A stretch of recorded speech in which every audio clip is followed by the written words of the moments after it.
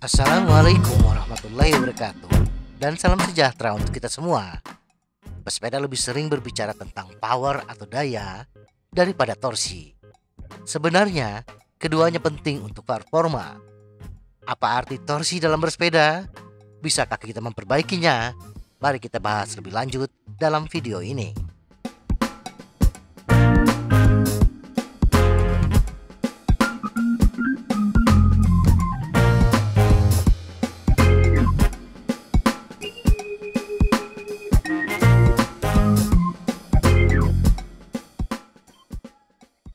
Perbedaan antara torsi dan power.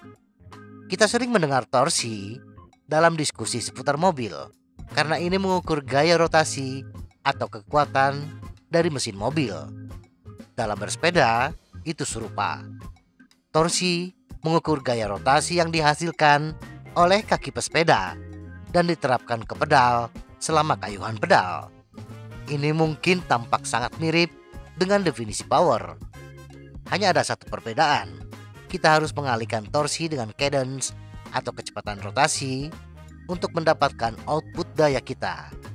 Inilah mengapa melatih cadence bersepeda yang berbeda penting saat melatih torsi. Pelatihan torsi meningkatkan kekuatan otot. Kita dapat menganggap latihan torsi hampir seperti latihan kekuatan yang dapat kita lakukan di sepeda. Pelatihan torsi membantu mengembangkan jalur neuromuskular antara otak, neuron motorik kita, dan otot. Membangun jalur ini sangat penting untuk perekrutan otot yang efektif. Hal ini paling sering dibutuhkan pada tanjakan panjang atau time trial di mana cadence kita perlahan turun, atau selama sprint di mana torsi tinggi digunakan dengan cadence tinggi. Buat sesi latihan torsi kita sendiri. Tidak sulit untuk membuat sesi torsi kita sendiri. Mari kita lihat 3 komponen utama yang harus dimiliki setiap sesi latihan yang baik: pemanasan, bagian utama, dan pendinginan. Kita dapat melatih torsi tidak peduli apakah kita berencana untuk bersepeda di luar ruangan atau di dalam ruangan. Pemanasan yang tepat selalu penting. Sekitar 10 menit pemintalan mudah sudah cukup di dalam ruangan. Berikan lebih banyak waktu bila kita bersepeda di luar ruangan, terutama jika cuaca dingin.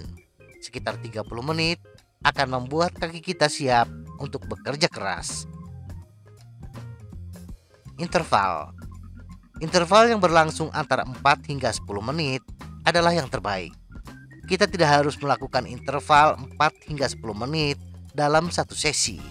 Kita bisa memecahnya menjadi lebih pendek, tetapi dengan pengulangan yang banyak, sehingga total interval akan sama, yaitu 4 hingga 10 menit.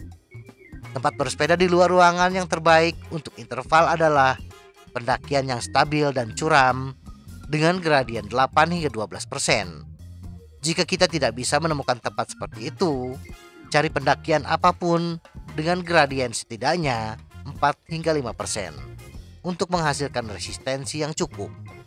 Pilih gear rasio terberat yang memungkinkan kita mempertahankan cadence 40 hingga 60 rpm. Jika kita baru dalam hal ini, mulailah dengan cadence yang lebih tinggi, gear rasio lebih ringan, dan kurangi saat kaki kita semakin kuat.